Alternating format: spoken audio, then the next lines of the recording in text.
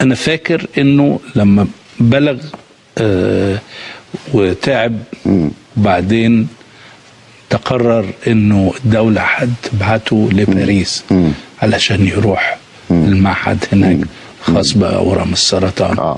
معهد غوستاف غوسيه.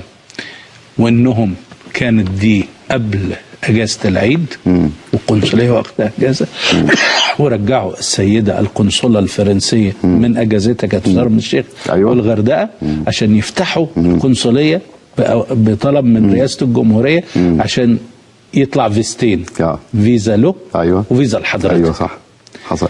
اوصف لي بقى مشاعره لما كان عارف ان هو عنده المرض ومسافر فرنسا، يعني كان حالته كان خوف، كان قلق، كان متماسك، كان ايه بالظبط؟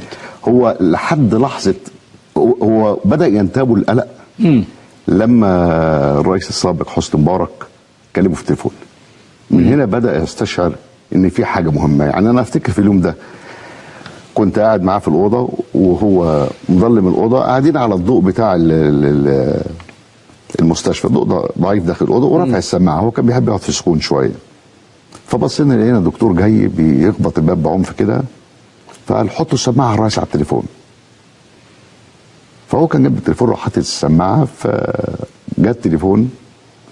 المهم في عجالة كده طلع ان الرئيس بيكلمه وقال له احمد لازم تطلع باريس في خلال 48 ساعة. فقال له يا سيادة الرئيس دي شوب برد خفيف. قال له اسمع اللي بقول لك عليه يا احمد، انت ثروة قومية لازم نحافظ عليها. طبعا بحس الفنان وحاسس الاستشعار اللي عنده اللي عالي قوي. لقيته بيقول لي يا وطني ولع النور، رحت مولع النور. فانا فهمت هو بيقول لي ولع النور، هو عايز يشوف في عيني ايه. انا كنت عارف قبلها طبعا.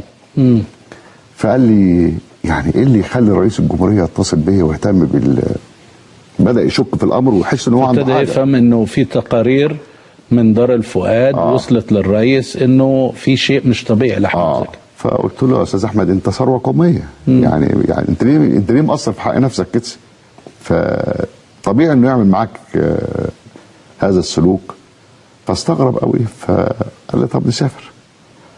وبدات الاجهزه الحكوميه تكلمني على اساس انه كان ملازم الفراش ان انا اخد جواز سفر واطلع على السفاره.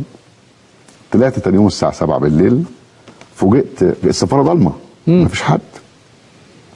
وانا واقف على باب السفاره لقيت واحده جايه القنصله الفرنسيه، فبتقول لي هي ما تعرفش حاجه، هي جالها اوامر من الرئاسه ان فقلت انا عايز اعرف مين اللي نزلني من على الحصان بتاعي، انا كنت في شرم فقلت لها ده حصل كذا كذا، سرحت لها الامر يعني.